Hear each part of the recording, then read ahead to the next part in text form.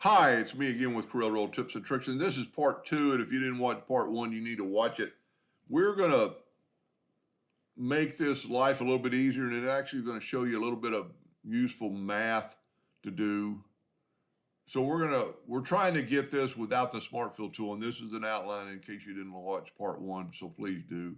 We're going to open up the Docker transformation, and we're going to rotate this thing 360 divided by 21.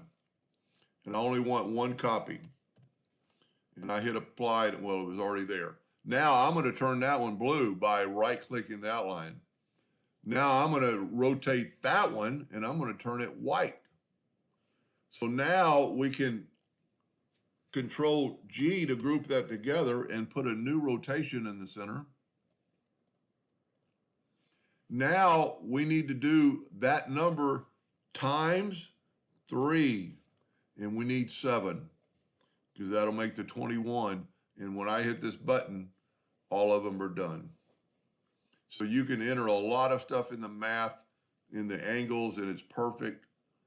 And I still call it the transformation because that's what it used to be called, but now it's transform, which is one of your coolest Dockers.